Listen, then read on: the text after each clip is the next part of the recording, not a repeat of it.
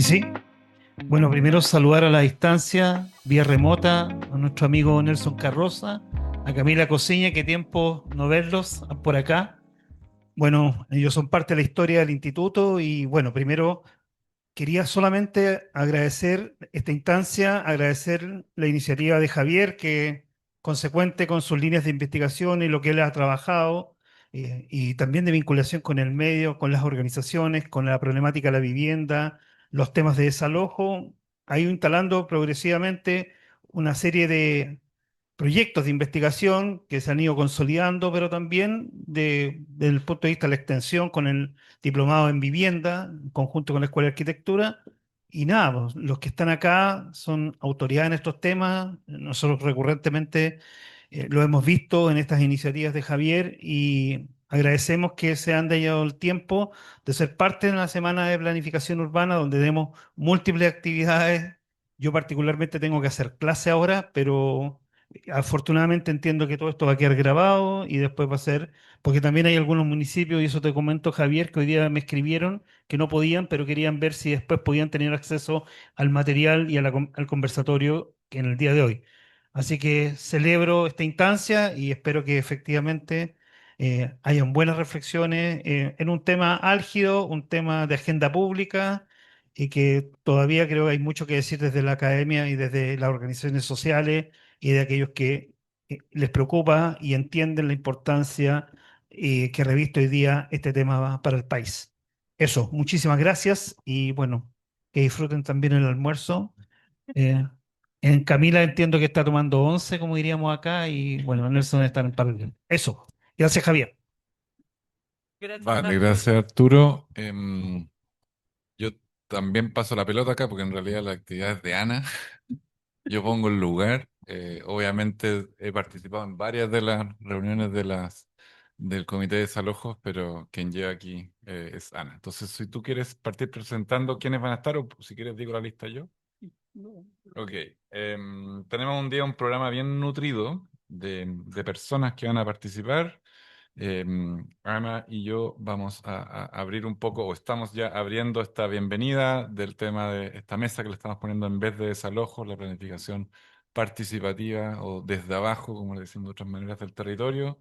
Tenemos unas intervenciones sobre concepto y metodología con Daniel Sepúlveda, la misma Ana que va a hablar del caso de los Arenales, tema de imagen de barrio con Tamara Espósito. Desde Valparaíso nos va a hablar Nelson Carroza. Acá mismo vamos a tener una propuesta con Ana Vergara. Vamos a tener el tema de Cartagena-San Antonio con Bárbara Méstica. Creo que ya va a estar online sí, también. Em, y ok. presentación de unas láminas de parte de Francisco Astete. Camila Cosiña va a comentar al final y yo les voy a también hacer una breve moderación al final de todas estas palabras. Pero tenemos un programa súper nutrido, muchos invitados, lo cual me parece excelente. Y podemos dejar ahora las palabras con Ana.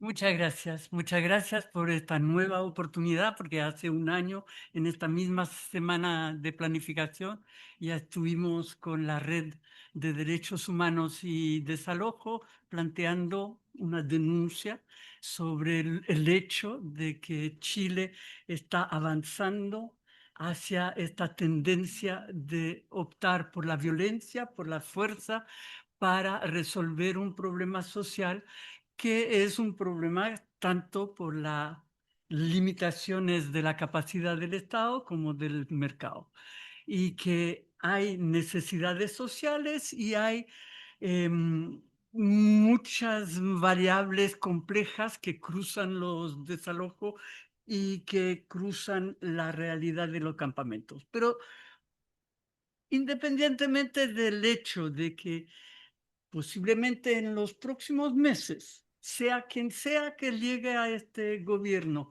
los desalojos van a seguir, y así lo expresaron en su debate televisivo.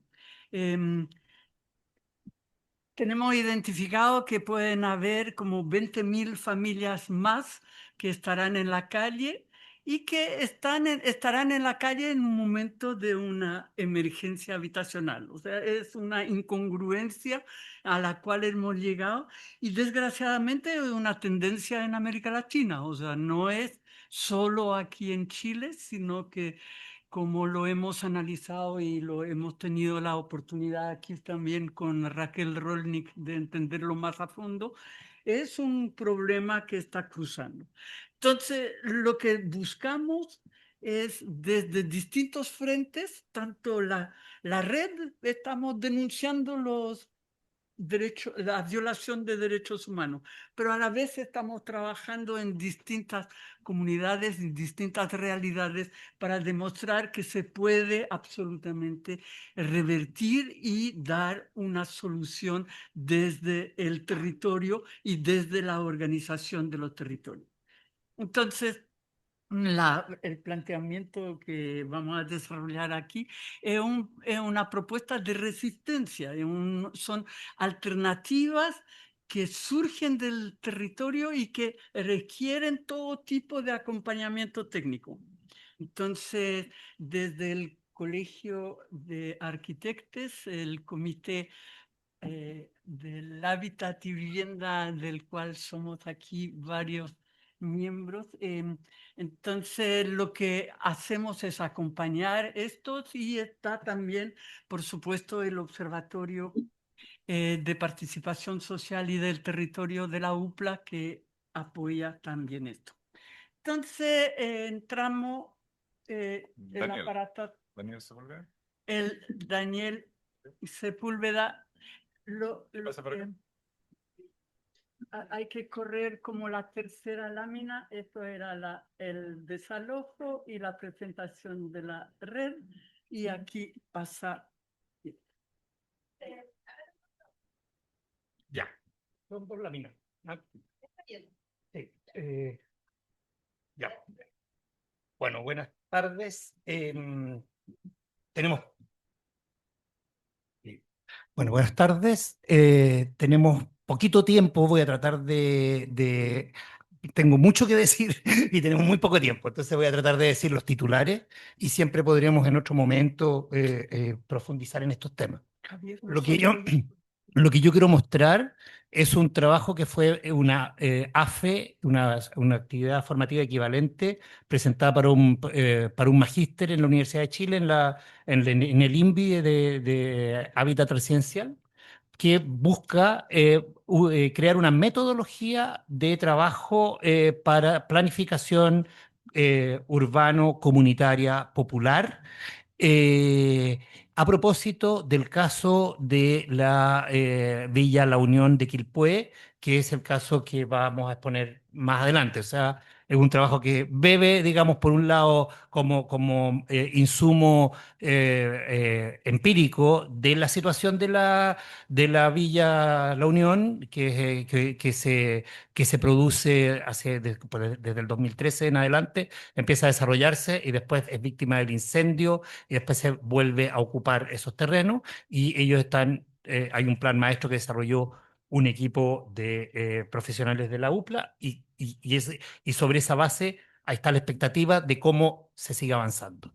Y por otro lado, a partir de un análisis de lo que fue la historia, digamos, del urbanismo popular comunitario en Chile, y a partir de eso como punto de partida, y después viene una serie de eh, consideraciones conceptuales para después plantear ya de frente la metodología que se está proponiendo. En este...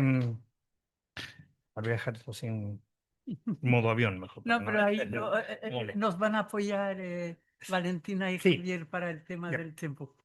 Bueno, en el primer lugar, bueno, después, si hacemos la anterior, no, volvamos a la anterior.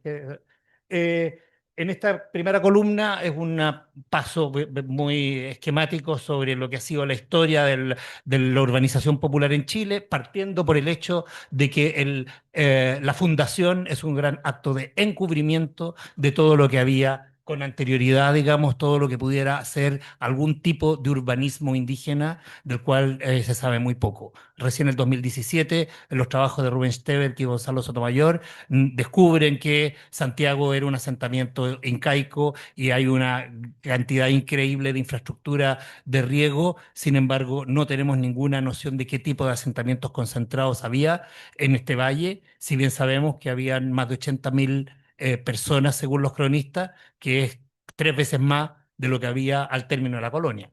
O sea, eh, segundo, viene un periodo que es el periodo en el que, en que Salazar habla de dónde, que es el escenario donde se crea el mestizaje, que es en torno a las ciudades. Se crean cordones verdes de chacra, donde principalmente mujeres construyen entramados comunitarios en que van a la ciudad a vender servicios y comerciar, y entre ellas establecen redes sociales y constituyen estas chacras que eran unos cordones verdes que contrastaban con la sequedad del paisaje de la ciudad colonial de facha continua. Y bueno, y en ese marco se va consolidando el mestizaje, como digo, principalmente mujeres, los hombres estaban ausentes, iban a arriar ganado, etc. Eso siglo XVIII. Siglo XIX viene el negocio del rancherío, donde las oligarquías arriendan espacio para que se instalen los pobres en situaciones informales, grandes densidades, se producen incendios, se producen problemas de hacinamiento y todos los problemas de higiene que se pueden imaginar.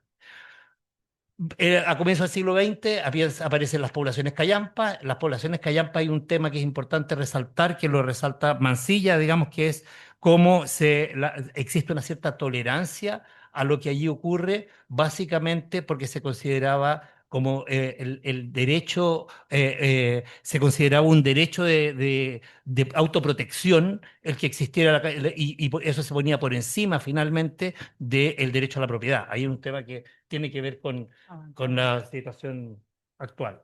Y bueno, por último vienen las tomas de terreno, con el impacto en la autonomía del movimiento poblacional que eso lleva. Y la desarticulación neoliberal en que se vuelve a poner el énfasis en la autoayuda por sobre la ayuda mutua, que era la forma que se había ido consolidando. A partir de eso, bueno, tres formas de definir qué es lo que estamos entendiendo por urbanismo popular y comunitario. Los autores, no sé si no tengo tiempo de detenerme mucho en ellos, pero básicamente cuando hablamos de urbanismo o urbanización estamos hablando del proyecto urbano, no estamos hablando de la ciencia urbana, no estamos hablando de la norma, estamos hablando del acto de hacer ciudad. Eh, y por lo tanto, y el acto de hacer ciudad, ¿a partir de qué? A partir de ejercer el derecho a la ciudad, según Lefebvre, que es el derecho a construir el entorno. Lo popular entendido desde la definición de Dussel como el bloque social de los oprimidos y los excluidos, que se hace a sí mismo en una práctica concreta de producción de reproducción de la vida. Y ahí estoy en el tiempo, ¿no? Me falta no. Dale, dale.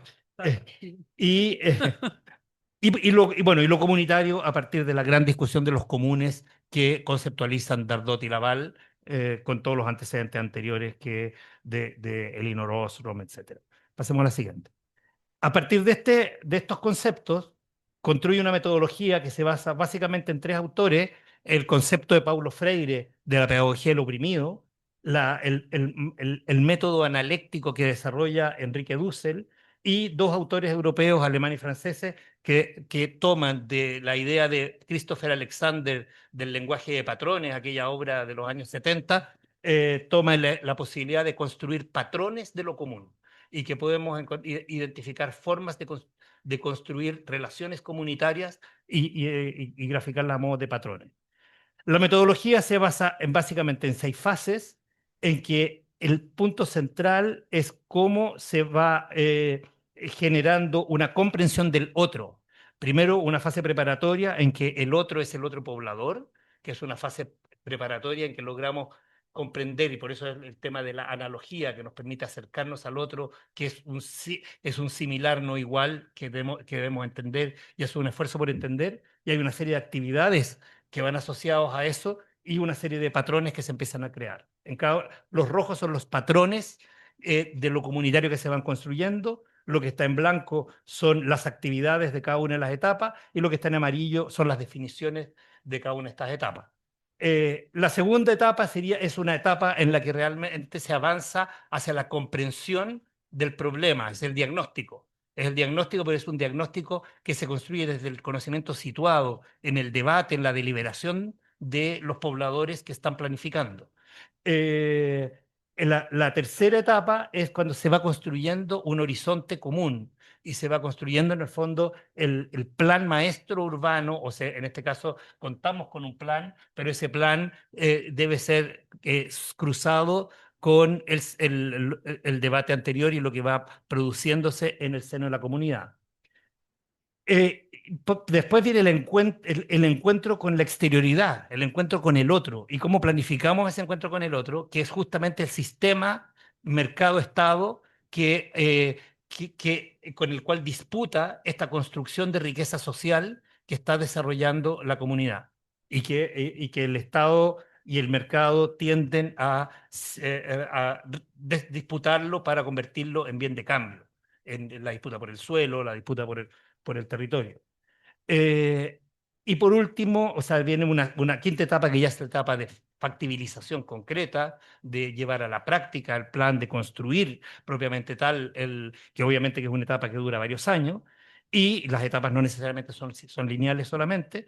Y por último, la etapa de la sostenibilidad del barrio y el cuidado de la vida, y cómo eso se va, digamos, se puede ir consolidando.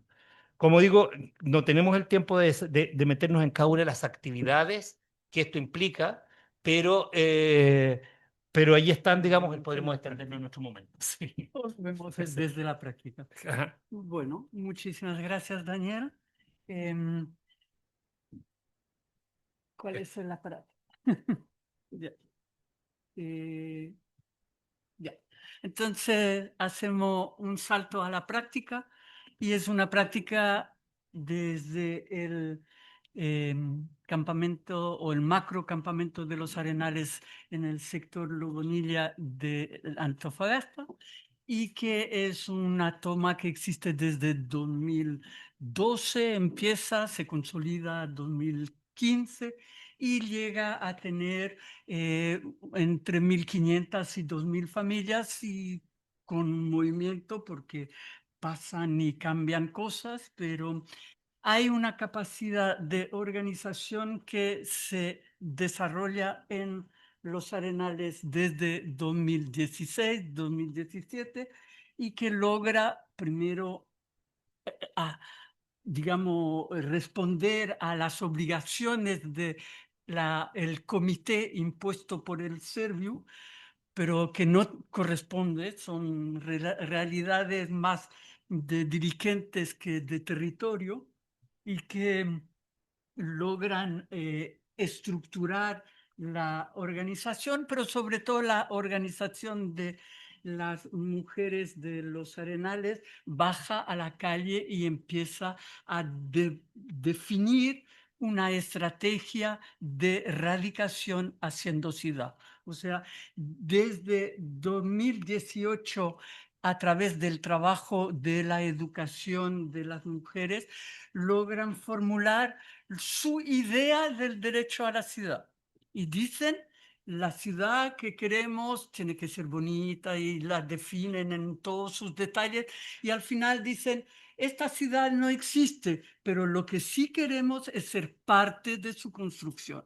Y esto creo que es como definición del derecho a la ciudad lo más claro que tenemos en Chile como capacidad de el sujeto transformador del espacio. La capacidad de organización de estas mujeres se multiplica en todo tipo de campo.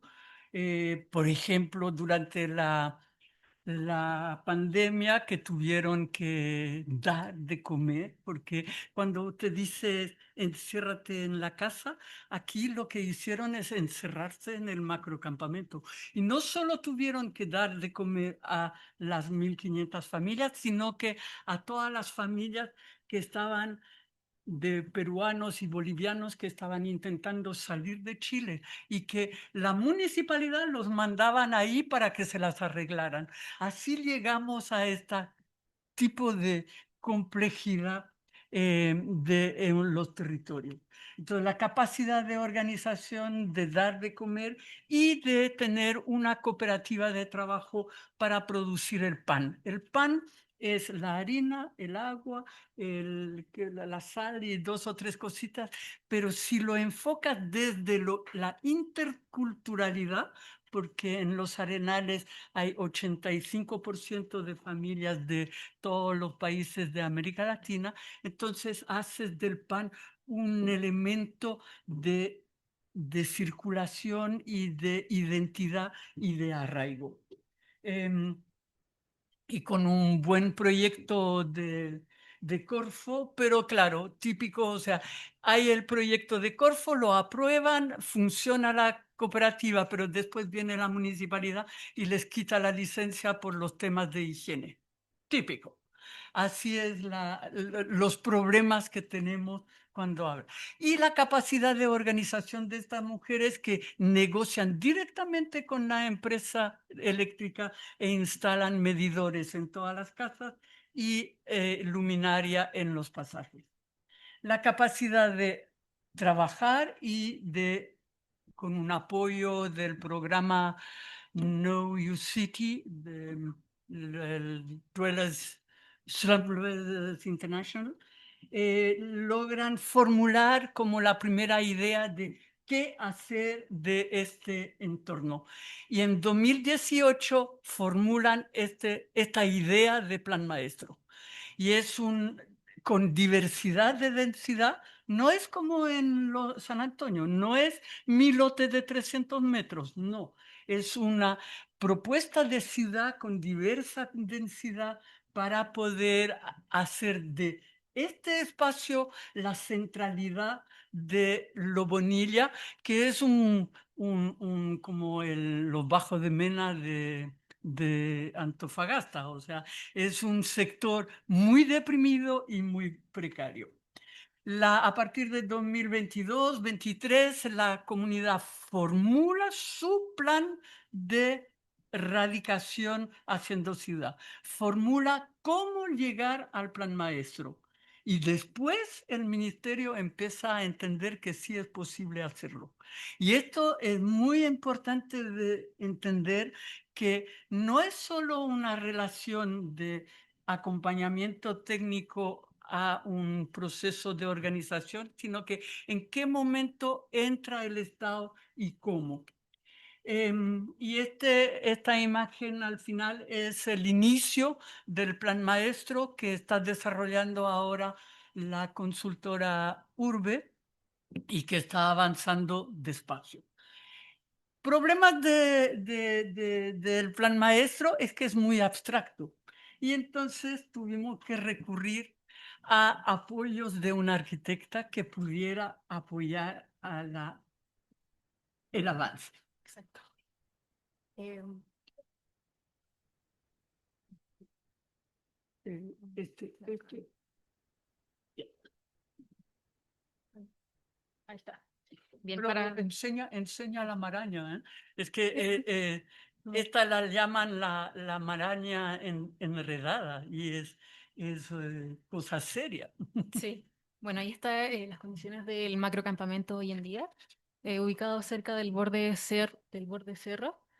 Eh, bueno, aquí para presentarles un poco cuál es el plan maestro que tiene Urbe, organiza lo que es como el proyecto en torno a este parque central, eh, al interior de las manzanas, y forma como este eje visual de Cerro Mar.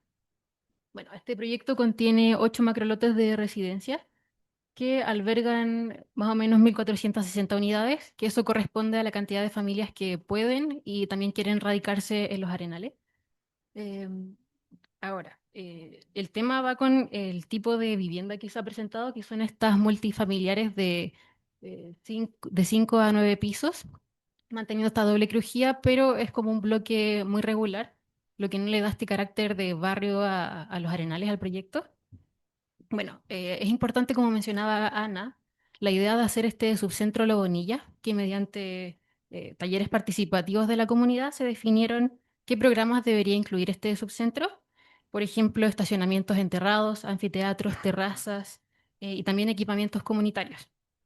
Así, en el plan maestro de Urbe también se incluyen estos equipamientos mediante servicios públicos en la manzana que está al frente del macrolote 1, por ejemplo, PDI, un jardín infantil, también un centro ciudadano que funcione como sede a las organizaciones y que tenga espacio para el emprendimiento que ya se hace en el macrocampamento, además de un centro de cuidados que se considera que esté cerca de la sede del macrocampamento, que resguarda desde la niñez hasta los adultos mayores. Bueno, estos programas fueron incluidos mediante consensos que se han hecho con la comunidad y la mesa técnica, pero de igual forma han habido algunos cambios.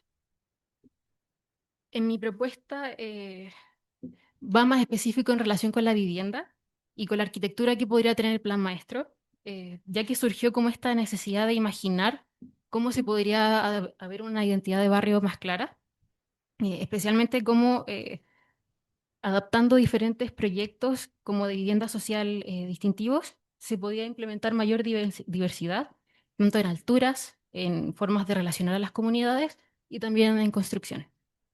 Por ejemplo, en el primer macrolote se implementan edificios en hilera de 7 pisos, que son los de la población Quebrada Márquez, parecidos, que permitan el encuentro y la unión de estos bloques mediante pasillos. Eh, Así cambia un poco la forma en la que se ubican estos edificios en la cota. Luego se incorporan otros 2 macrolotes más arriba, con viviendas de tipo incremental, como las de la Comunidad Andalucía, siendo la idea de que la fachada de directo a la calle y permitir en un primer piso comercio, algo que no se ve en la propuesta de Urbe. eh, y también conjuntos de vivienda cerrada un poco más arriba que permitan alojar vida comunitaria en sus patios interiores. En relación a los equipamientos, estos se mantienen en la manzana central del proyecto eh, y están en relación directa con el espacio propuesto.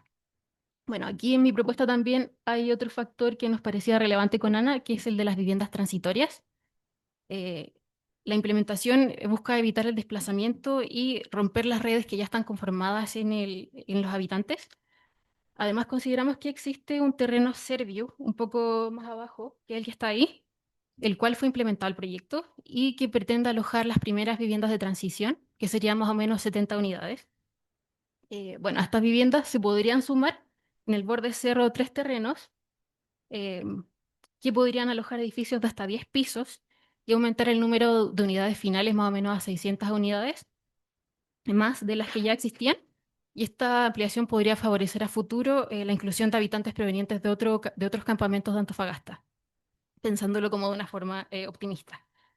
Bueno, de esta forma, la imagen de barrio que presentamos a las vecinas pretende mostrar como la diversidad habitacional que podría existir en los arenales y también permitirles soñar cómo podría verse la ciudad a futuro.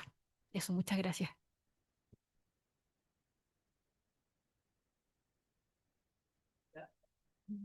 ¿Y esto se puede desarmar?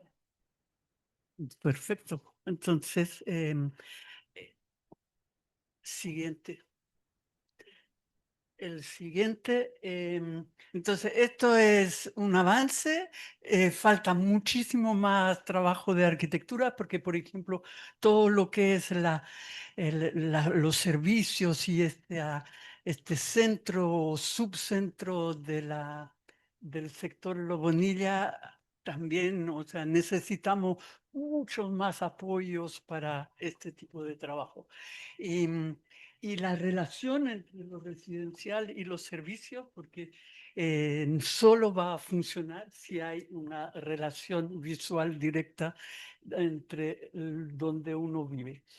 Saltamos a otro caso y entra ahora nuestro amigo el Nelson con el tema del mega incendio del año pasado. Mm. Bueno, hola a todos y todas, buenas tardes. Primero agradecer el espacio, agradecer a Ana por esta propuesta, Javier también por abrirnos la semana de la planificación en el instituto, que es un espacio en el cual yo me formé, que lo siento como parte de mi casa. Entonces, bueno, agradecer estos espacios de diálogo colectivo para mostrar ejercicios de trabajo concreto y en ese sentido yo no alcanzo a ver bien el PowerPoint, es como que, de ese porque estoy hablando, ¿no? Em, ¿Prefieres compartir directamente desde tu computador si es que tienes la presentación? No. No. creo no Ah, tenerla en el Sí, formato que no. está ahora. ya, pero Yo puedo hablar, pero entonces lo te voy a importante compartir también es lo visual. perfecto, te voy a compartir la pantalla para que puedas ver. Muchas gracias. Era esta. Mm, Ahí, no sé qué es eso. A ver. Ahí sí. Sí. Ahí sí. Entonces tú dices Bueno, siguiente cuando haya que pasar. perfecto. Me voy a tomar solamente, bueno, solamente 7 minutos. Y lo que quería como iniciar es que en esta reflexión de un encuentro de distintos equipos, tanto de la universidad, pero también de equipos que ya estaban trabajando ahí hace mucho rato y también voluntarios técnicos en conformar una propuesta, podemos decir, de desarrollo local, ¿no? Basada en proyectos de planeación colectivo local, en lo que es la Villa La Unión, que es la zona de Pompeya Sur, en Quilpué. Em, la siguiente foto, si es posible, para contextualizar mejor bueno, la siguiente mejor, disculpe. Falta otra más, me parece. Es que hay uno con un mapa que es más general. Bueno, esa. La anterior, donde está el Google. La anterior. No, no nos pasamos muchísimo. Bueno, Para atrás, para atrás, contarles que esta es la Vía La Unión, para que el es otro Pompeya lado. Sur, que es una zona de la comuna de Quilpué, que es bien especial porque junto a ella o muy cerca pasa el Troncal, que es la principal arteria que conecta al interior del Gran Valparaíso. Y fíjense que enfrente de ella o muy cerca también está la comunidad o estaba la comunidad de Calichero, que también fue brutalmente desalojada hace un par de semanas atrás. Y en este sentido, me parece que son los intersticios de la ciudad de Quilpué, donde se expresa, por cierto, la crisis de la vivienda, ¿no? Y nosotros llegamos como universidad, convocados por la comunidad, para hacer un ejercicio particularmente de rescate de la memoria, entendiendo que, bueno, el desafío, por cierto, inmediato era la reconstrucción física material de la comunidad. Pero también, además del fuego, el fuego no solamente arrasó con las viviendas, sino también arrasó con historias, con memorias, con prácticas. Y lo que nos solicitaron específicamente era poder hacer un ejercicio de reconstrucción de la memoria local, porque creemos que, bueno, o porque también los vecinos creían que era muy, muy importante contextualizar cualquier proceso de reconstrucción, ¿no? Y planteo este punto porque que no es baladí, pero a veces la historia, la memoria local no está incorporado en los procesos de reconstrucción inmediatamente. Y me parece que eso es ciertamente una construcción, una contradicción para las metodologías propias de reconstrucción post-desastre. Yo siento que es muy importante esa reconstrucción de la memoria, saber lo que había ahí antes de querer ejercer o querer desarrollar cualquier proceso, digamos, de desarrollo ahí. Y en ese sentido, lo que nosotros quisimos plantear fue una metodología de trabajo junto a los vecinos que pudiese dar cuenta de esa historia, de esa memoria, pero también desde una perspectiva, por cierto, particular y específica, que no es la historia tradicional que todos conocemos o la que aprendimos en el colegio, que está construida por héroes, fechas, ¿no? y grandes relatos, sino una memoria que a veces está escondida, invisibilizada y que por lo general no está escrita en los libros. Entonces, ahí esa memoria desde abajo, desde lo popular, es muy importante poder rescatar.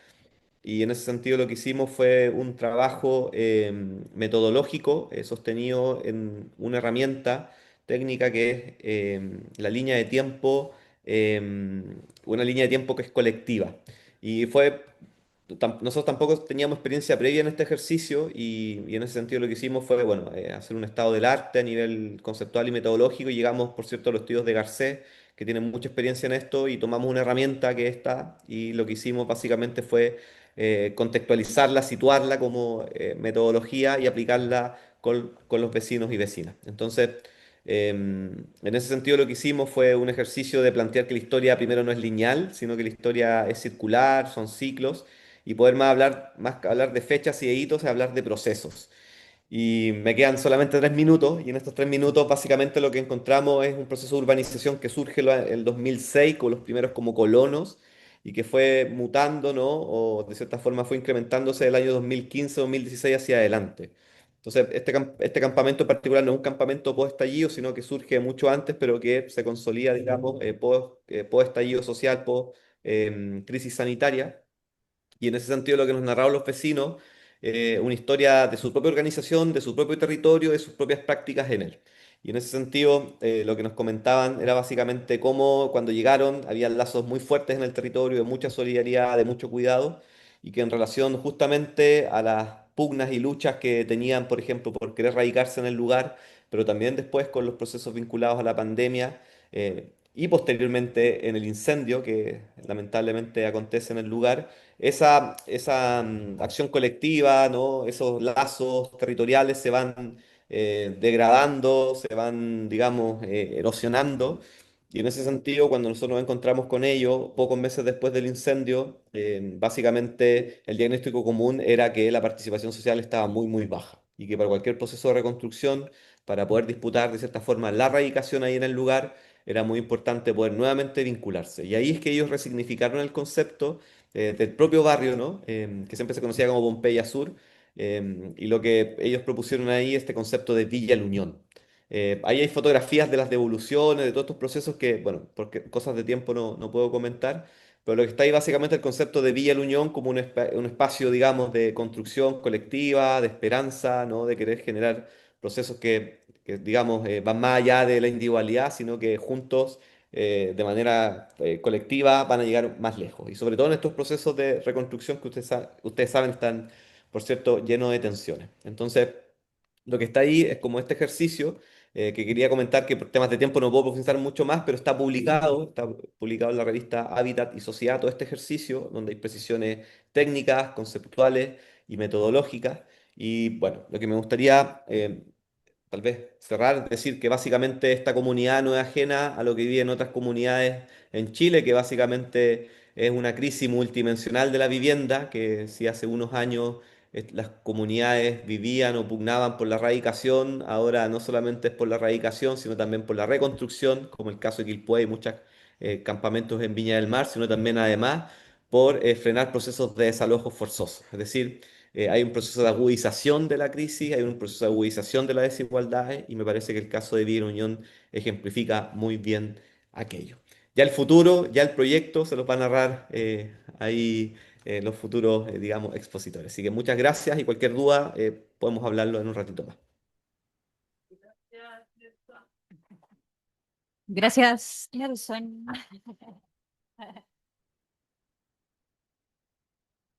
Sí, no, pues. Ahora yo. Ya.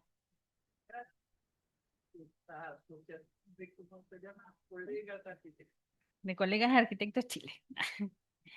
Em, bueno, en relación al proyecto de Villa La Unión, la propuesta, de hecho, que fuimos en paralelo trabajando en conjunto con la UPLA, con el observatorio, eh, fuimos desarrollando una propuesta de integración urbana donde la idea era generar un dossier, ¿no es cierto?, donde ellos pudiesen em, eh, eh, tener un documento con el cual eh, aquí me pongo nerviosa. Un documento donde ellos pudiesen defender, ¿no es cierto? Allí desarrollamos una labor territorial donde em,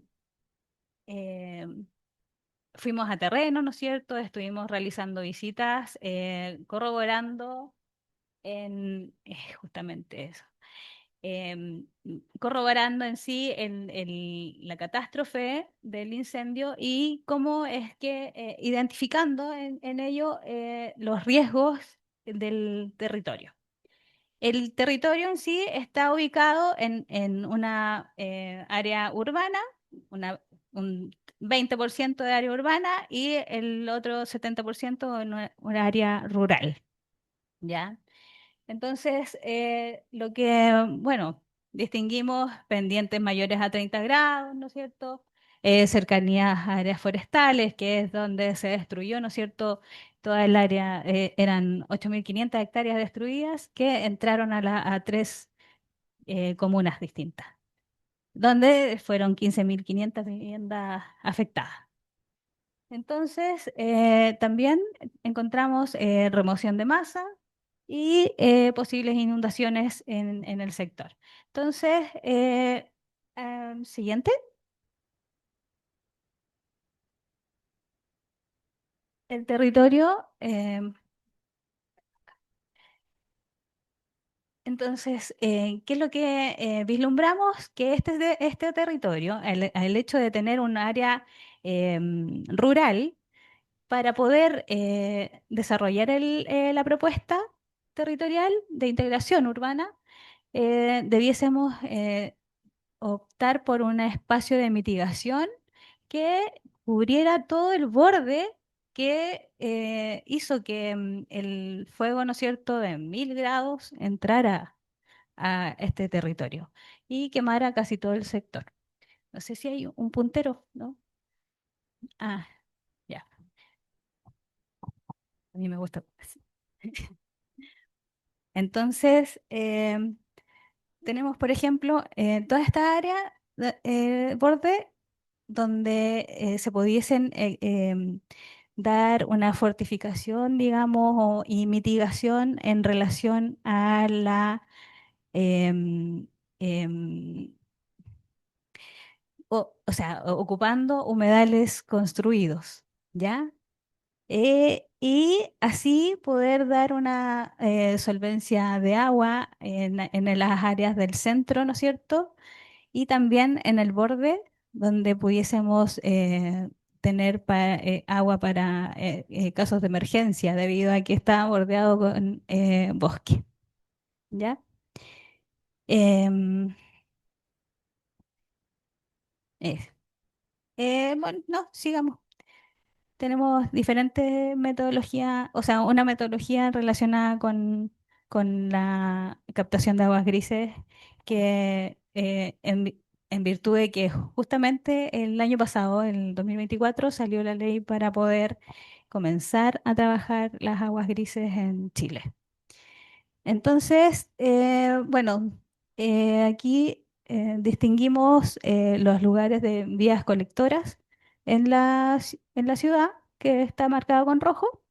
Desde estas vías conectoras tenemos las vías de servicio, que también se pudieron identificar dentro del área que ya estaba como conformada, siguiendo más o menos los patrones que tenían ellos ya armados, ¿ya? Porque ellos tienen como una delimitación y que en un mes o menos se delimitaron con lo que les quedó, que fueron unas latas, las latas de techo, esas las pusieron ahí. Bueno, con ello delimitaron todo y nosotros empezamos a hacer el trabajo territorial, ¿no es cierto? Viendo qué podíamos hacer y sacamos en conclusión que dejamos un centro urbano, ¿no es cierto?, en el área 3 de equipamiento, donde podríamos implementar en un primer nivel, por ejemplo, el área de comercio, o también pueden ser un hogar de ancianos, clínicas veterinarias, que fueron cosas que nos pidieron, ¿ya? em, y que se van dando dentro de la misma convivencia que tienen ellos, pero a un nivel como informal, obviamente. Em, También delimitamos áreas de vivienda, sí, sí, po, pero áreas de vivienda de alta densidad, de mediana densidad y de baja densidad, ¿ya? Alta densidad, mediana y baja densidad. Áreas verdes, ya, que pueden ser desarrolladas con aguas grises, ¿no es cierto? El área de mitigación, que bordea todo el sector, que tienen que ser 100 metros de distancia. Y bueno, y áreas de equipamiento. Eso. Muchas gracias. ¿Ya? Muchas gracias. Muchas gracias. O sea,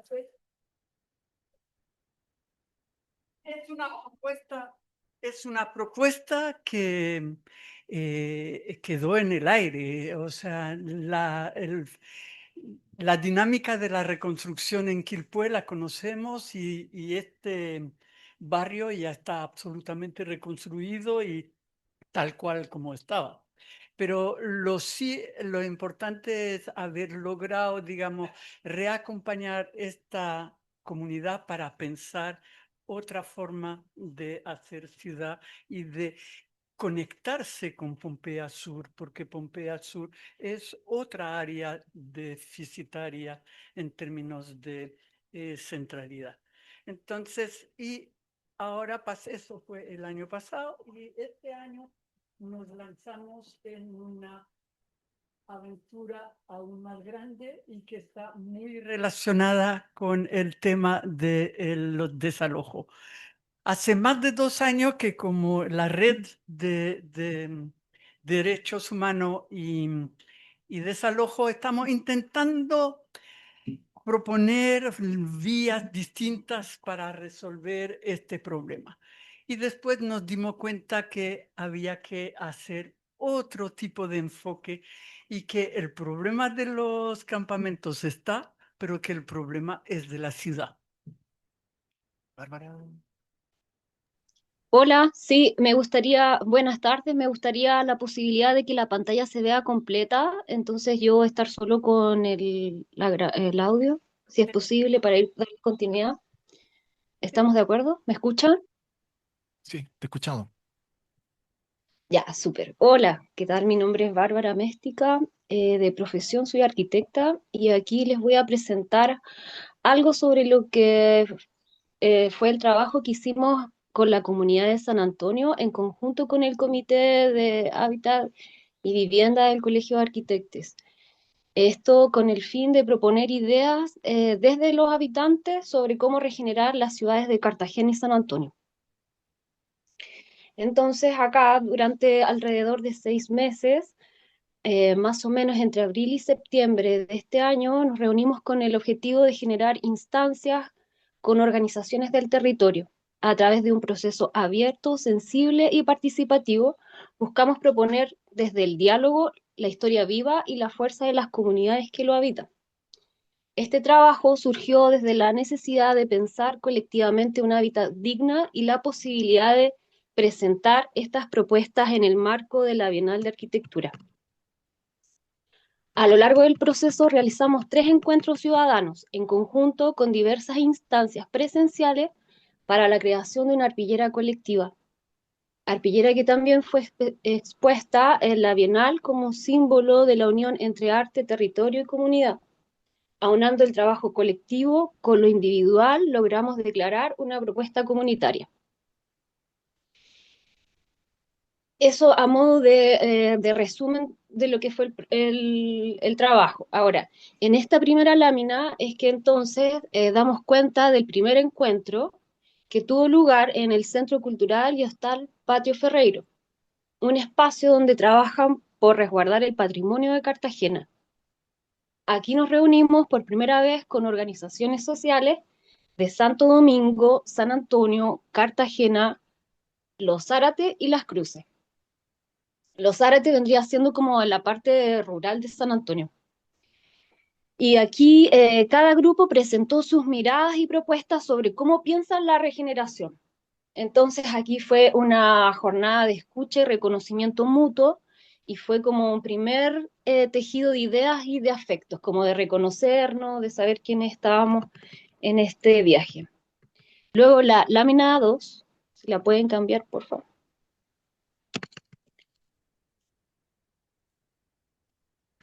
Entonces aquí la lámina 2 muestra el segundo encuentro que se realizó en Casa Ortiga, un centro cultural también dedicado a la salud comunitaria y ubicado en Barrancas. En la lámina anterior, sí, están viendo. Entonces aquí nos juntamos en este lugar donde se convoca a un montón de personas para terapias alternativas y esto tiene una particularidad de que está ubicado justo frente a esos silos, esos que son infraestructuras del puerto y que no lleva más de 10 años y que cambiaron todo el entorno de este lugar. Entonces la jornada, el llamado fue primero eh, con una práctica que hicimos de Qigong. Y aquí entonces como una respiración compartida nos permitió habitar el cuerpo y el entorno de otro modo.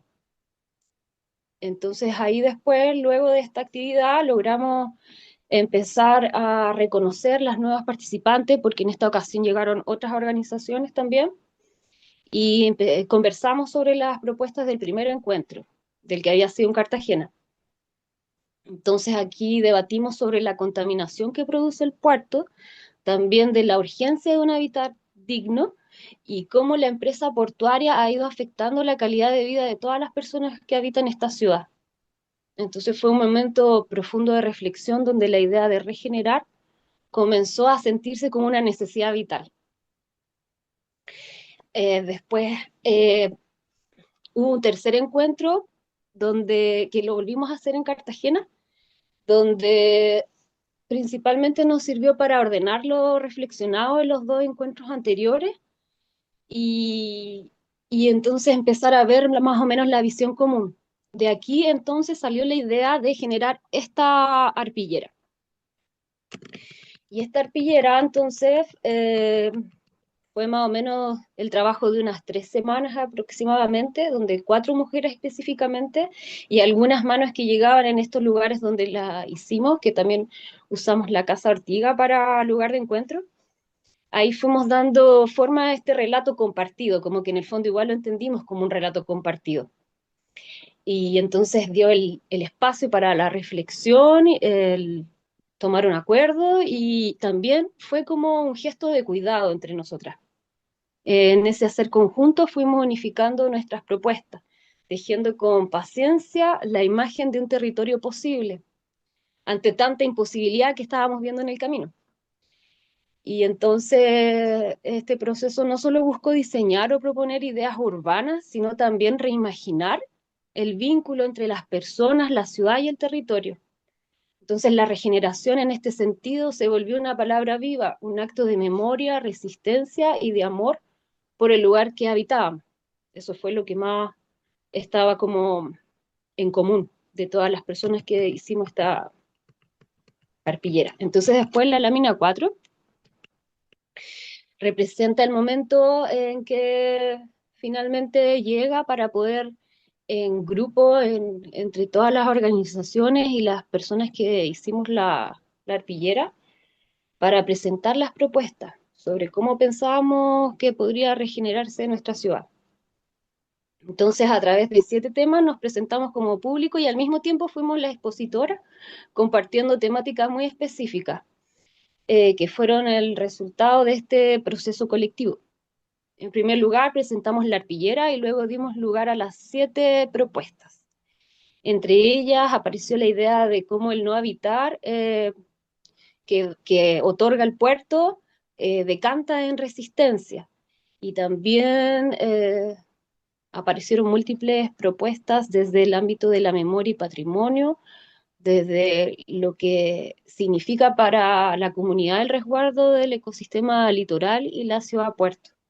Cada uno de estos temas fue una voz distinta dentro del mismo, una manera de dar forma a las múltiples dimensiones que habitan la idea de regenerar. Un poco a modo de conclusión, este proceso no solo buscó diseñar o proponer ideas urbanas, sino también reimaginar el vínculo entre las personas, la ciudad y el territorio. La regeneración en este sentido se volvió, como delante decía también, esta idea de resistir, de cuidar el espacio, de entregarnos un afecto frente a tanta eh, inhóspito, como el puerto genera la no posibilidad de habitar con calidad. Y entonces también lo otro que puedo decir de este trabajo es que fue la, los contenidos se dieron de manera dinámica a propósito de la diversidad de organizaciones y personas que habían. Además, es importante indicar que varias de las organizaciones llevan mucho tiempo, como el CAC, que lleva 20 años, otras personas con 5. En el fondo era gente que de hace tiempo viene activando en el lugar. Y esto fue como lo más importante para poder encontrar puntos de acuerdo entre lo local y lo global. Esto global que llega y se impone y no hay muchas formas para poder eh, resistir, o sea, para poder mejorar, pero con lo local y las pequeñas prácticas cotidianas, ahí sí se pudo encontrar como un resguardo o un sentido mayor frente a estas grandes estructuras como el puerto que definen este hábitat en el litoral con estas playas tan hermosas que pasan a un segundo plano. Bárbara, Entonces ahora le doy la palabra a Francisco Panche. muy bien. Gracias. Muchas gracias por escucharme. Eh, bueno, en virtud del tiempo y poder conversar, breve, seré breve. Y una cápita que creo que es interesante hacer para iniciar es que Bárbara, además de arquitecta, ella es nacida y criada en San Antonio. Entonces, ella de alguna manera también fue ese nexo territorial que, además de liderar, permitió una conexión entre nosotros que somos arquitectos del colegio, que venimos de yo de Valparaíso, Ana de Santiago, en el fondo de la centralidad de Chile a, a estos lugares a estos territorios que son finalmente zonas de sacrificio. Bueno, lo primero es cómo llegamos ahí. Em, lo cierto es que hace mucho tiempo que la conurbación, San Antonio, Cartagena, yo llevo Santo Domingo, 150.000 personas en un territorio, viven en lo que ellos mismos definieron en los encuentros en un no habitar, en una incapacidad de poder hacer uso de su territorio de manera activa y con decisión. Y esto producto de múltiples variables, hay una situación urbana compleja y hay un tema con la institucionalidad y con el puerto mismo. O sea, de qué manera el puerto interactúa con la ciudad y cómo la actividad portuaria se relaciona con los habitantes y con la ciudad que lo sostiene. Esto además cruzado por el pretexto inicial, que fue toda la crisis de vivienda y el campamento que puso a principio de año a San Antonio Cartagena en la opinión pública. Y en la opinión pública era entendido como la conversación que se da básicamente en la televisión acá en Santiago y que puso a San Antonio y Cartagena como este conflicto. Entonces nosotros como comité nos hicimos la pregunta, bueno, pero ¿qué pasa? ¿Quién puede pensar en la ciudad? O sea, ¿quién está pensando en la ciudad? ¿Dónde se está dando ese diálogo? Porque esto es más que un campamento. Por grande que sea, por problemático que sea, la ciudad es algo mucho más grande y mucho más complejo. Y con esa pregunta, bueno, fuimos al territorio a ver qué más había. Y en ese territorio, bueno, nos encontramos con, con un dinamismo, con heridas y con gente activa y con ganas de decidir sobre cómo se iba a desarrollar la ciudad. Conflictos de todo tipo, o sea, en los primeros llamados y recibimos respuestas de diversas de diversos colectivos, tanto defensores del medio ambiente, de chicos que estaban preocupados por la historia del lugar, eh, artesanos, artistas, una historia muy rica que va desde lo portuario lo arqueológico hasta los poetas que han marcado la zona de una manera que cuesta verlo cuando uno viene de afuera. Em, y, y en este llamado logramos, como comentaba Bárbara, hacer estos tres encuentros, poner sobre la mesa esta conversación con estos colectivos que en muchos casos tampoco habían dialogado entre ellos, y logramos empezar a levantar. em, a levantar cuáles eran las propuestas, cuáles eran las preguntas y cuáles eran las problemáticas que tenían en común. Eh, Todo esto con el horizonte de, eh, como Dorothy, venir en busca del Mago de Oz, que es acá, en Santiago, en donde, con la oportunidad que nos entregaba la Bienal, poder traer toda esta conversación al centro a ver si lográbamos descorrer la cortina y abrir esta conversación con los tomadores de decisiones, con la institucionalidad y con quienes, de alguna manera, eh, cortan el queque, pero sin mirar a las personas que van a habitar el que están cortando. Entonces, con ese horizonte, desarrollamos una propuesta gráfica que condensara estas propuestas, estas 77 propuestas, denuncias y dolores, en, en 7 láminas. Estas 7 láminas, de manera natural, los colectivos se fueron agrupando y fueron tematizando y fueron levantando estas distintas visiones. Visiones que se reflejan en cada una de estas láminas, hablando de lo que era la ciudad como imaginario, como en la primera lámina, como un imaginario colectivo y como un imaginario desde el punto de vista artístico. eh, Se generó también un manifiesto construido entre todos y que de alguna manera aunó un poco intentó aunar esta conversación. eh, el, la conversación acerca de cómo también San Antonio y Cartagena son una cara hacia el Pacífico y responde también a una historia de puerto. También habían colectivos y del mundo indígena que rescataban también la historia prehispánica y que de alguna manera no está visible. Los colectivos ambientales también tenían mucho que decir y levantaron su propuesta. Y también la temática que es la más fuerte, que es la del puerto, cómo el puerto interactúa y de qué manera podemos cerrar esa brecha institucional que hay entre esta gran institución puerto, que está mirando los temas que le competen exclusivamente, pero sin dialogar con una contraparte ciudad, con una contraparte de las personas que habitan este territorio y que sufren las consecuencias en muchos casos de este puerto.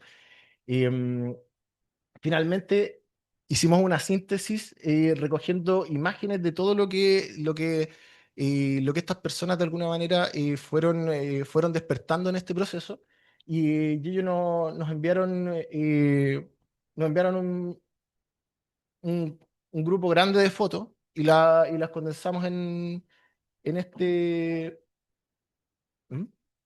Ah, no salió el video entonces. Bueno, el tema es que eh, como, como ejercicio de síntesis, reunimos todas estas imágenes que nos fueron enviando los distintos colectivos y que de alguna manera reflejan no solamente los dolores, sino que las ideas y de alguna manera la manera en que ellos quieren vivir este territorio. Y les comparto brevemente los puntos que rescatamos en el manifiesto que desarrollamos. Gobernanza autónoma, conectividad de Chile al mundo, solidaridad, madre naturaleza, identidad litoral y porteña, memoria y patrimonio y el buen vivir de todas y todos. Esa es yo creo que es la mejor síntesis de este proceso y de cómo estas personas quieren vivir su territorio.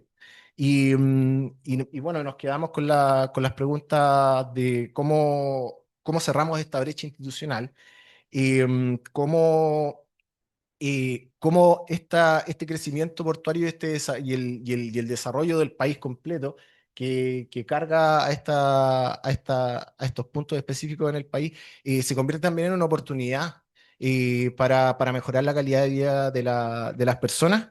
Y porque a fin de cuentas ellos quieren seguir viviendo ahí, es el lugar donde han nacido, el lugar que quieren y bueno, a nosotros al menos nos dejaron claro que igual que Dorothy, bueno, no hay lugar como el hogar, pues. Entonces hay que cuidarlo. Eso, gracias.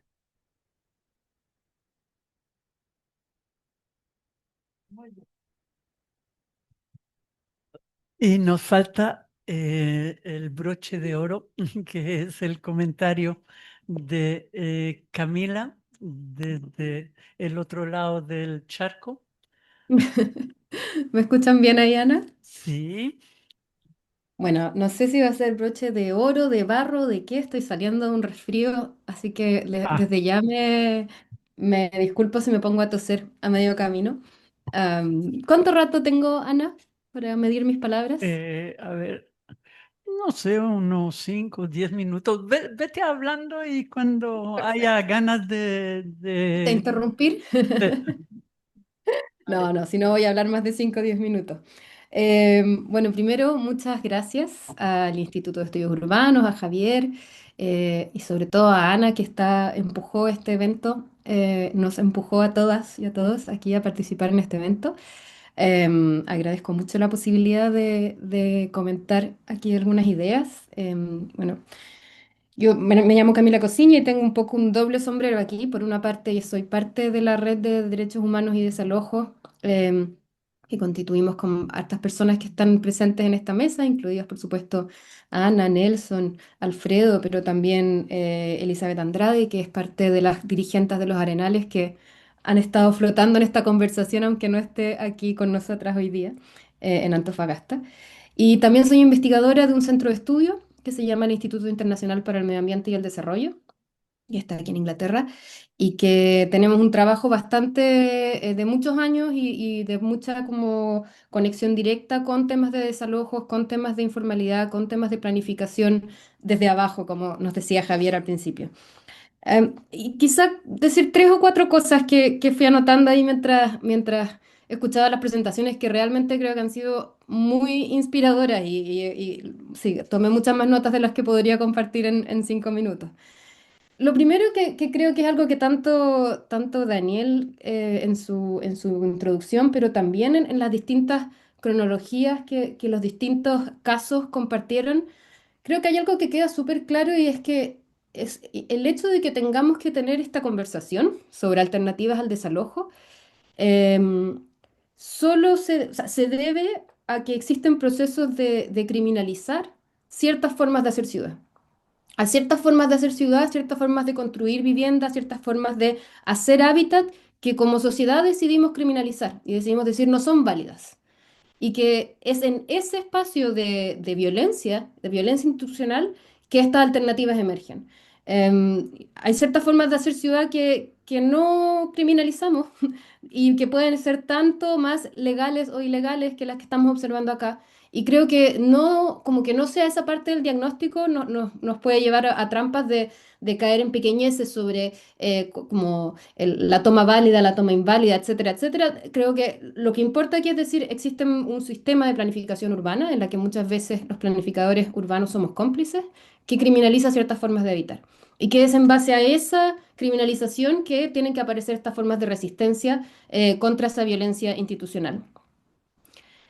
Y estamos siempre buscando argumentos, argumentos que a veces nos parece insólito tener que incluso buscarlos. O sea, los desalojos forzosos son una violación grave de los derechos humanos, reconocidos en los marcos internacionales dentro de los mandatos que los estados deben seguir. Los desalojos forzosos son una violación de los derechos humanos. El derecho a la vivienda es un derecho humano reconocido por los marcos institucionales y ese derecho a la vivienda no es abstracto, es un derecho a la vivienda que reconoce seguridad de tenencia, que reconoce condiciones de habitabilidad, que reconoce la infraestructura. Y con eso nos debería bastar, ¿no? Parece como, bueno, tenemos eso, ¿por qué tenemos que buscar otros argumentos para sostener un derecho tan básico como es el derecho a no ser expulsado del lugar en que vivimos? En una investigación que acabamos de publicar desde el lugar en que yo trabajo, empezamos a buscar argumentos climáticos. Decir, bueno, ¿cómo convencemos a los gobiernos y a los tomadores de decisiones de que un desalojo es una mala idea, no solamente porque es una violación a un derecho humano, sino que porque además para cualquier estrategia climática es un sinsentido? No solamente produce carbono, y logramos hacer algunos cálculos en lugares como Nigeria, por ejemplo, que en los últimos 25 años los desalojos de asentamientos informales, de campamentos, han producido casi 2,5 millones de toneladas métricas de carbono, que equivale a lo que se demoraría, no sé, 11, 12 años un bosque del tamaño de París absorber. O sea, son dimensiones gigantes. Pero no solamente eso, sino que además los desalojos son una estrategia torpe climáticamente, porque mejorar las viviendas, mejorar los barrios, mejorar las ciudades, como en todos los casos que hemos visto en esta presentación, en esa misma investigación, calculábamos que puede ahorrar hasta un 66% de emisiones climáticas, o sea, de emisiones de carbono, digo. Y el hecho de que tengamos que recurrir a esos argumentos a mí me parece grave, porque creo que es parte del aparato argumentativo, herramientas que tenemos que acudir, porque tenemos esta como problema de base, que es la criminalización del hábitat popular. Am, También hemos aprendido mucho de estrategias judiciales, no sé, y en eso los brasileros, yo creo que es como de los que más hemos aprendido históricamente de cómo la presión popular y el trabajo, ¿no es cierto?, de protesta y el trabajo de como presión política, va de la mano de trabajo con lo que los marcos judiciales permiten para la resistencia de desalojo. Pero también hemos aprendido de ellos que no basta solamente con esa resistencia judicial, se necesita también generar procesos de gobernanza, de toma de decisiones, comisiones de resolución de conflictos fundarios que permitan efectivamente avanzar a soluciones que no sean solamente desde la resistencia, sino que también desde ese imaginar ciudades en las que no todas las formas de vivir, o sea, en que todas las formas de vivir son legítimas. Em, y ahí, para terminar, creo que todos los ejemplos que discutimos hoy día de Antofagasta, de Quintero, o sea, de Quilpué, perdón, y particularmente de San Antonio, y que creo que tiene además una escala que a todos nos ha como impactado en esa presencia mediática, ¿no es cierto? Eh, Creo que las experiencias de trabajo con las comunidades para soñar, para imaginar, a veces con mecanismos sumamente institucionales, como en el caso de Antofagasta, que también hemos conocido muy de cerca desde la red, ¿no es cierto?, trabajando con la ELI, un proceso de erradicación con un reconocimiento oficial, un proceso de una consultoría para un plan maestro, desde, como bien mencionaron ahí las colegas, con un plan maestro desarrollado por Urbe, pero que con una contraparte técnica y una mesa comunitaria sumamente bien organizada para poder generar, ¿no es cierto?, flujos de información y de participación formal. Desde ese espacio de imaginación hasta las arpilleras hermosas que compartían, ¿no es cierto?, desde San Antonio, o los espacios de poner en imágenes, en videos, en palabras, aquella otra ciudad. Esas imágenes y esas metodologías son claves para poder tener un relato, una narrativa, una voz de contrapelo a esa idea de criminalización. Y creo que tenemos que aprender, aquellas personas que estamos, ¿no es cierto?, buscando alternativas a los desalojos, a ir combinando esas dos estrategias. La estrategia de resistencia, del argumento de decir por qué esto está mal. Esto está mal porque viola los derechos humanos, esto está mal porque le hace mal a la ciudad, esto está mal porque le hace mal al medio ambiente, esto está mal porque es violencia, pero también porque hay otra alternativa. Y creo que en ese espacio de construir esa otra alternativa, las metodologías y las provocaciones de alguna manera que se han compartido hoy día acá abren un montón de imaginarios que son sumamente relevantes y que sin esos imaginarios es muy difícil sostener la resistencia, porque es cansadora y sabemos que generalmente es cansadora y está sobre los hombros de las dirigentes y los dirigentes sociales que están, ¿no es cierto?, en la primera línea de un trabajo que es invisibilizado, que nadie reconoce y que además eventualmente es criminalizado. Así que eso, voy a parar ahí para abrir la conversa veo que hay harta gente ahí en la mesa que seguramente van a querer también participar. Y gracias nuevamente, Ana y Javier y todos.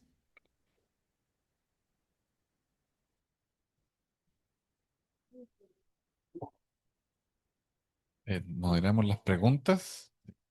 Vete para acá, Ana. Vete para acá. Bueno, muchas gracias por todas las presentaciones. Hay un montón de ideas sobre la mesa. Yo quería tirar solamente un comentario muy corto. Hace poco me entrevistaron por el déficit habitacional, los desalojos, y ahí hice como, y me dio vergüenza decirlo, pero un paralelo histórico. Al final de la película Machuca lo que muestran es un desalojo.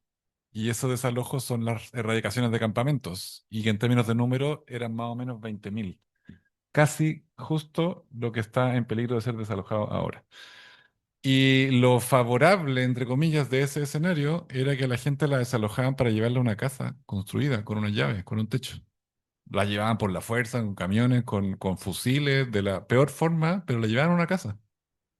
Y ahora lo estamos haciendo peor que en la dictadura. Eso no.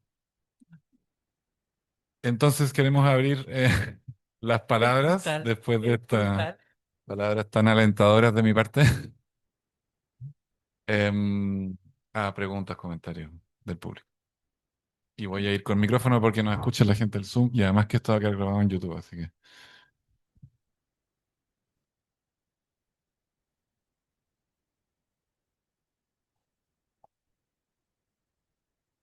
Bueno, buenas tardes, muchas gracias por las presentaciones.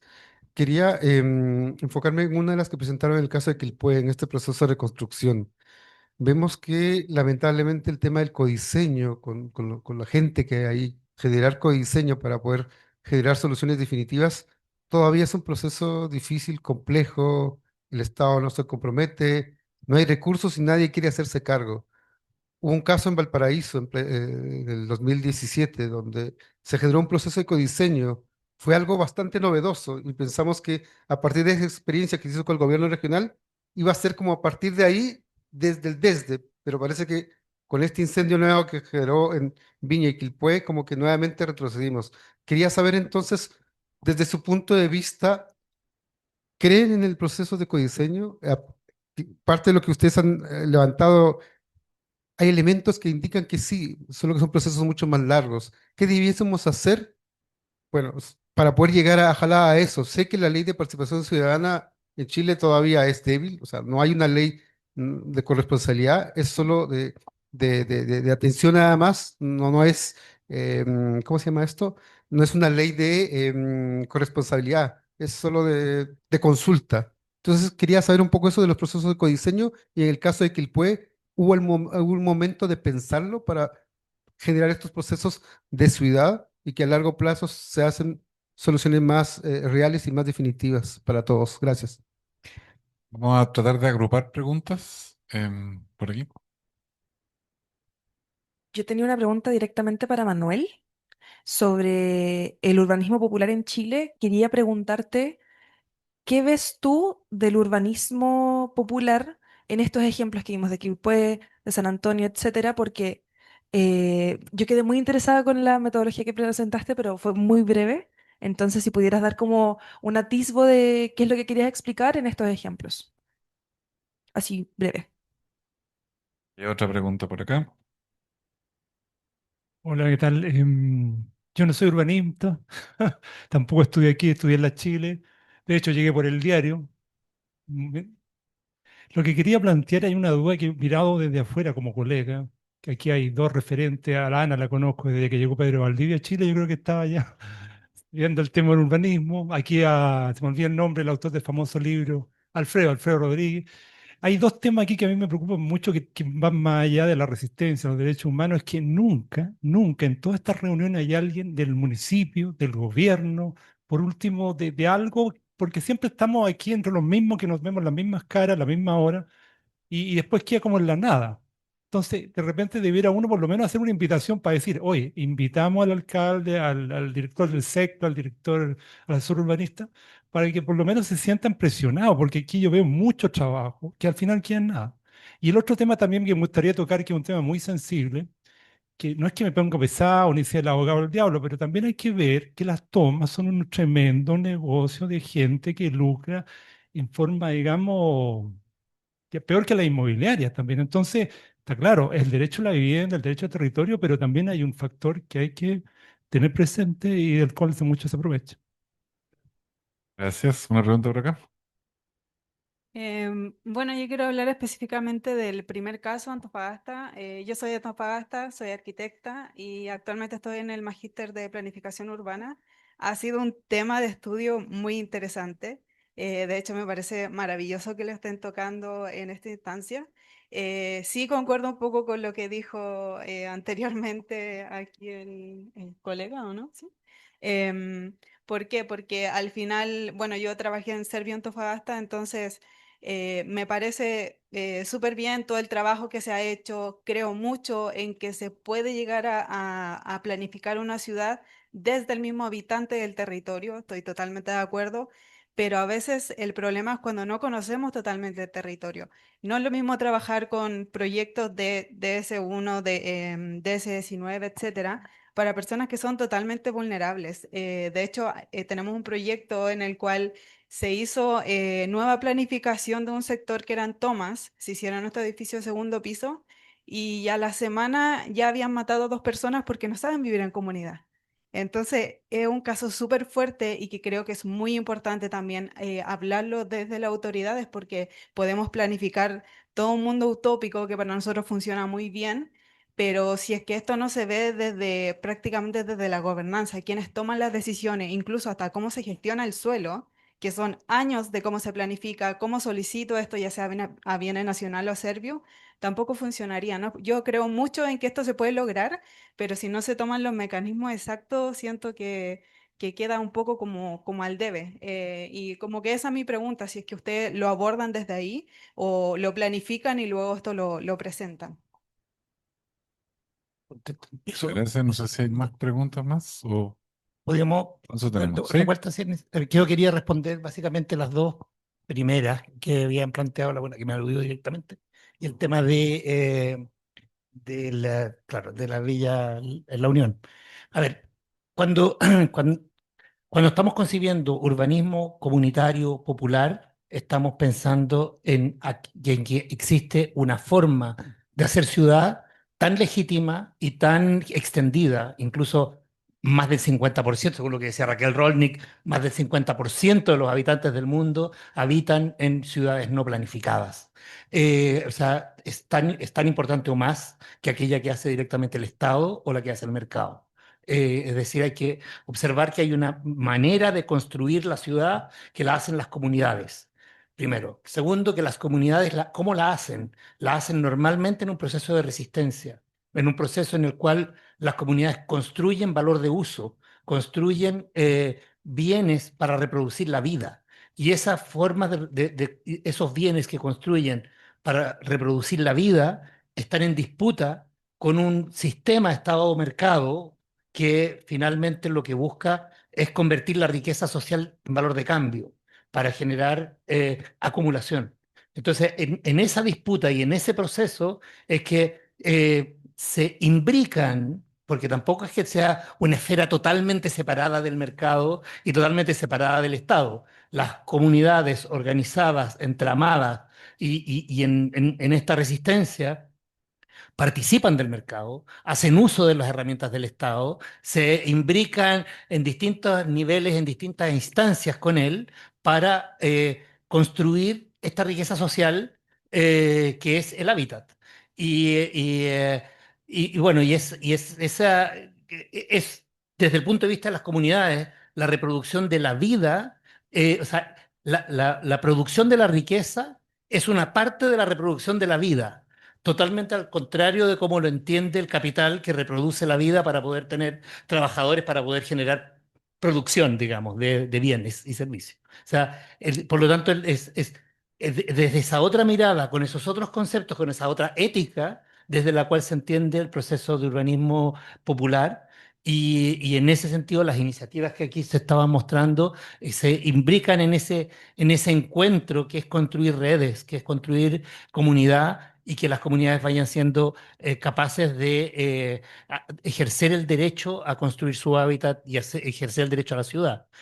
Y por lo tanto, el rol de los técnicos, para terminar rápido, el rol de los técnicos nuevamente es un rol de facilitador en ese proceso. Y por eso nuevamente yo me basaba en la lógica de Paulo Freire, que es en el fondo un papel de educación popular, en el que el técnico contribuye a la deliberación que hace la comunidad, más que venir con un saber externo a imponerlo o a traerlo, es que ese saber se descubra desde el saber situado por la deliberación que hace la propia comunidad y la comunidad descubra cómo salir de su horizonte temporal que le impone un estado de cosas que es posible superar.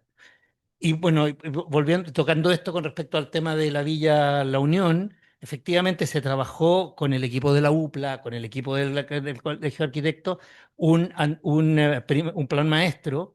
Sin embargo, el proceso que yo estaba planteando es tomar ese mismo plan maestro, pero llevarlo aún más allá. Como contaba Ana, en el plan había una serie de propuestas de densidades de vivienda, de equipamiento, etcétera. Sin embargo, eso todavía está en disputa. Varios de esos terrenos donde se pensaban hacer esas intervenciones tienen otro uso, algunos son incluso propiedad del Serviu, y es necesario disputar la posibilidad de que el plan maestro se haga. Entonces, esto es un proceso mucho más largo en que va a haber negociaciones, en que tienen que haber espacio en que la comunidad dice qué es lo que quiere hacer, flexibiliza obviamente también, porque hay cosas que no van a ser posibles, pero en un proceso largo en que se encuentra con este otro, que es el sistema Estado-Mercado, representado en este caso por el Servio también, con el que tiene que entrar a discutir si el proyecto que quiere hacer Servio, que efectivamente la comunidad no lo quiere,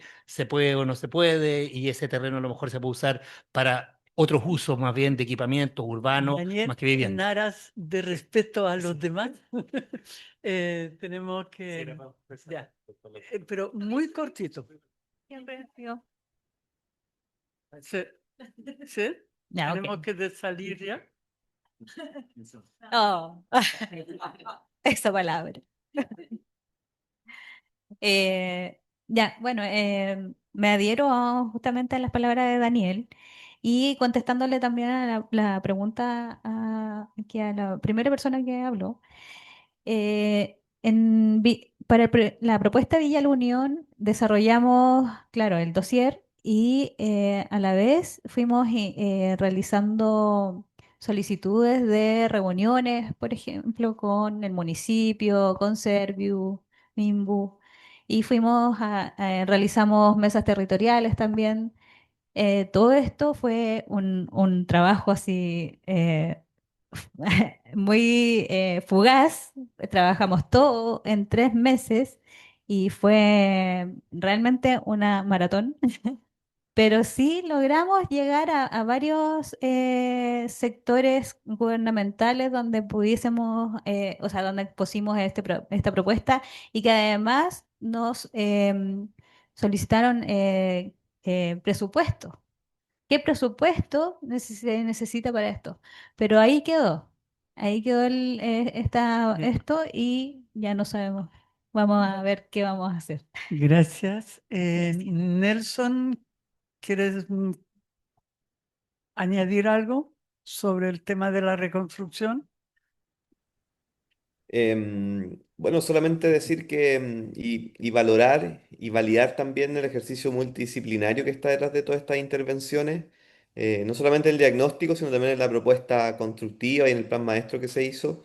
Entonces, y en ese sentido, además de eso, me gustaría destacar un ámbito que no alcancé a tocar, pero cómo estas metodologías también son la excusa para canalizar justamente procesos de reparación emocional, que no son individuales, sino que son colectivas. Yo recuerdo mucho de los procesos que tuvimos con la comunidad de Villa El Unión, también fue un espacio de catarsis, de sinergias también, donde la propia comunidad no tenía la oportunidad de juntarse y encontrarse para pensarse a sí mismos primero, ¿no? Más que el plan, más que lo técnico. Y hay una condición humana y emocional que me parece muy importante también destacar de estas metodologías, tanto la arpillería, tanto lo que se está haciendo en Antofagasta, pero también lo que hicimos nosotros en Quilpué, es decir, lo interdisciplinario pero también ver esto como metodologías sensibles me parece fundamental para los procesos de reconstrucción y de proponer formas alternativas de habitar los territorios. Ya. Yo quisiera tomar lo más breve posible también en respuesta a esta inquietud de que muchísimo trabajo y no queda nada, y demostrar que sí queda. O sea, eh, quedan procesos y quedan capacidades. Lo vemos en el tema de los arenales, es lo más evidente. Al cabo de 10 años de organización contra la amenaza de desalojo, hay realmente una aceptación a nivel institucional del MIMBU y del gobierno de la región de Antofagasta. Es verdad que del lado de la municipalidad la cosa es mucho más difícil, pero bueno, los cambios institucionales también hay que ir negociándolos y te dice, si hay posibilidad desde de hacer esta propuesta de un plan maestro y que como dice el consultor, Urbe dice, ¿por qué nos metimos ahí? Porque sabemos que la resolución de los campamentos es un tema de ciudad y mientras no lo podamos resolver como parte de la ciudad, no lo vamos a poder, alargaremos más el problema y no le daremos la respuesta.